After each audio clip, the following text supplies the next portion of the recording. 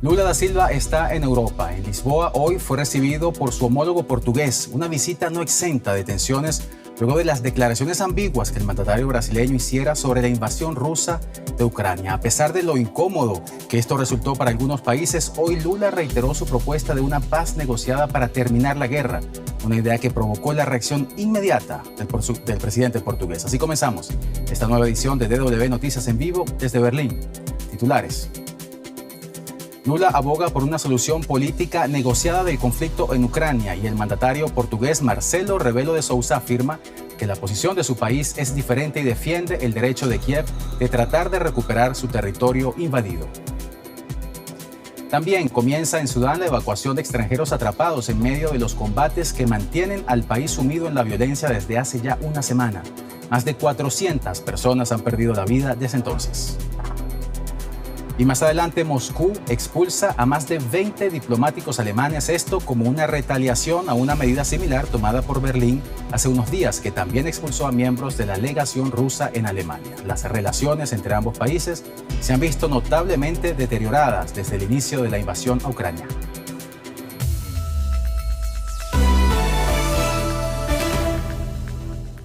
Soy Johan Ramírez, bienvenidos al programa. Luis Inácio Lula da Silva se reunió hoy con su homólogo portugués Marcelo Rebelo de Sousa.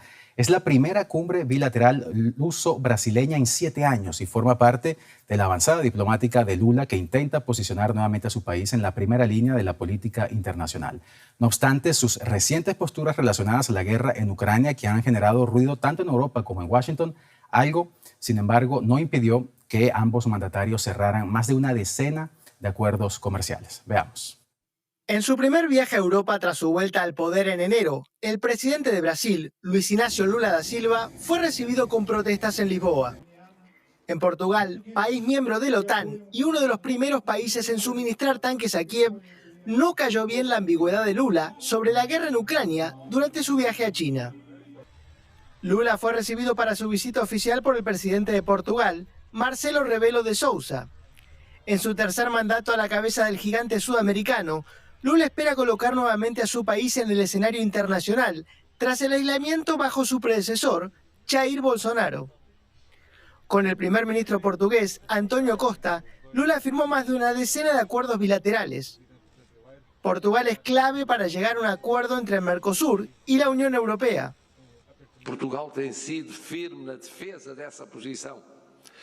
Portugal permanece firme en la defensa de esta posición, la aproximación y la voluntad de aproximación en este acuerdo que nosotros consideramos tan importante para los dos poderes económicos constituidos por la Unión Europea y el Mercosur.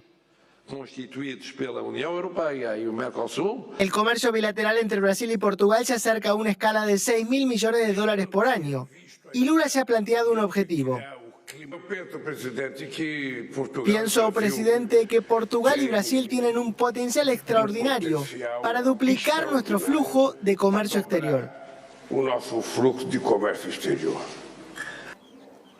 Antes de viajar a Madrid el martes, Lula pronunciará un discurso ante el Parlamento portugués, con motivo del 49º aniversario de la Revolución de los Claveles, que puso fin a 48 años de dictadura y a 13 años de guerras coloniales de Portugal en África. Y cambiamos de tema. En Sudán, el ejército declaró estar facilitando la evacuación de las legaciones diplomáticas de Jartum, capital de ese país. Este sábado se cumple una semana del comienzo de los enfrentamientos entre el ejército y el grupo paramilitar Fuerza de Acción Rápida. Desde entonces se han declarado varios cese al fuego que, sin embargo, terminaron fracasando. Arabia Saudita fue uno de los primeros países en anunciar la evacuación de sus ciudadanos, lo que ahora están haciendo otros países como Alemania. Los combates entran en su segunda semana y muchos en la capital solo se aventuran a salir para buscar lo imprescindible: comida, combustible y agua. En el sur de Jartum, estos vecinos aprovechan un breve alto de la violencia para llenar los bidones con agua. Otros huyen de esta ciudad de 5 millones de habitantes. El conflicto entre los dos principales generales de Sudán sigue agravándose.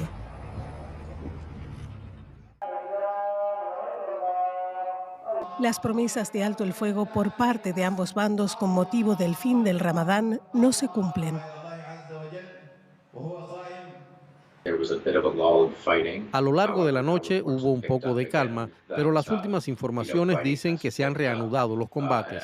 El problema tal vez haya sido confiar en la promesa de los dos líderes que aseguraban que querían un alto el fuego, pero los hechos desmienten esas declaraciones. Por eso, en Sudán no se puede hablar de alto el fuego tal y como nos gustaría. Los combates en curso también obstaculizan los esfuerzos internacionales para evacuar a diplomáticos y ciudadanos extranjeros. Con el aeropuerto de la capital cerrado y dañado, Estados Unidos, Arabia Saudí y varios países de la Unión Europea intentan encontrar rutas de transporte alternativas para evacuar de forma segura a miles de sus ciudadanos. Por ahora, se les recomienda que permanezcan en sus casas. Y en este sentido, la ministra de Asuntos Exteriores alemana, Annalena Baerbock, afirmó que su país está preparando para evacuar a sus ciudadanos de Sudán. Sin embargo, Baerbock añadió que esto solo sucederá cuando se declare un cese al fuego con cierta estabilidad. El Ministerio Alemán de Exteriores reunió el viernes a su equipo de emergencias para tratar este asunto. Según Baerbock, el número de alemanes que solicita salir de Sudán crece todos los días. Moscú anunció hoy la expulsión de más de 20 diplomáticos alemanes en represalia por expulsiones previas de empleados de las misiones diplomáticas rusas en Alemania. La portavoz de la Cancillería, María Zaharova, dijo a la televisión estatal que la orden provenía del gobierno de Vladimir Putin. Según el Kremlin, es una reacción a las decisiones hostiles tomadas por Berlín en los últimos meses. Zaharova acusó al gobierno de Alemania de estar destruyendo de forma demostrativa diversos aspectos de las relaciones ruso-alemanas, incluidas las diplomáticas. Ahora nos vamos a Japón. En Miyazaki, en el sur de ese país, se encuentran reunidos los ministros de Agricultura del G7. Deliberan este fin de semana sobre cómo mejorar la seguridad alimentaria y aumentar la producción agrícola de manera sostenible de cara a una creciente población mundial. La reunión está marcada por la invasión rusa de Ucrania, que se ha traducido en un aumento de los precios de granos que afecta a los países más pobres. También el cambio climático amenaza la estabilidad en el suministro de alimentos. La innovación es considerada clave para alimentar de manera sostenible a una creciente población. En este sentido, se busca reducir el uso de fertilizantes químicos y se confía en tecnologías como robots y drones. Tiempo de hablar ahora de América Latina. El presidente de Colombia, Gustavo Petro, se reunirá este sábado con miembros de la oposición venezolana en Bogotá. La reunión tiene lugar 3 días antes de la llamada Conferencia Internacional sobre el Proceso Político en Venezuela, que el líder colombiano convocó para el próximo 25 de abril. Una conferencia en la que se espera la participación de unos 15 países. Tal como Petro explicó este jueves en una reunión con el presidente estadounidense Joe Biden, su plan de 3 puntos para Venezuela incluye impulsar un cronograma electoral, además de facilitar la entrada del país al sistema interamericano de derechos humanos. A cambio, Petro aboga por desactivar progresivamente las sanciones que actualmente pesan sobre Caracas. Tiempo ahora de dar un vistazo a otros temas que también son noticia en el mundo hoy, 22 de abril. El sindicato alemán Verdi convocó a una huelga de un día para el lunes al personal de seguridad aérea del aeropuerto de Berlín en el marco de un conflicto salarial en curso.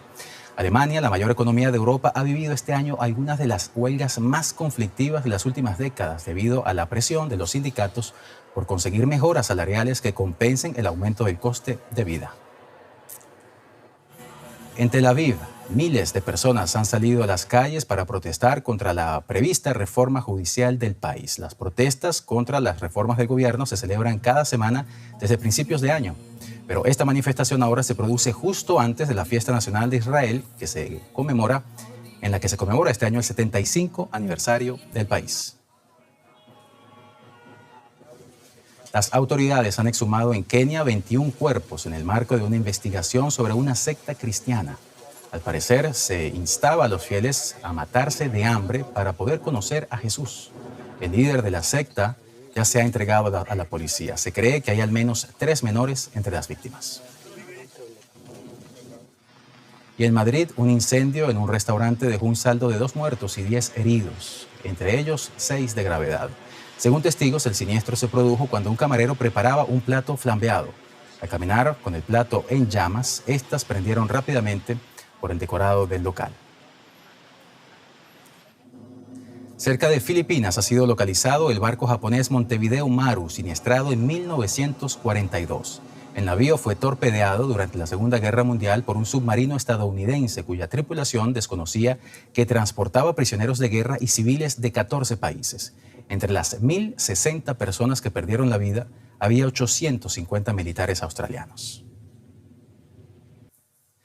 Y así llegamos al final de esta edición de DW Noticias en vivo desde Berlín. Desde donde quiera que nos hayan seguido, gracias por su compañía y por su confianza. No se despeguen de la pantalla porque dentro de poco volveremos aquí para seguir contándoles lo que está pasando en el mundo. También pueden seguirnos en nuestras redes sociales. Soy Johan Ramírez. Hasta la próxima.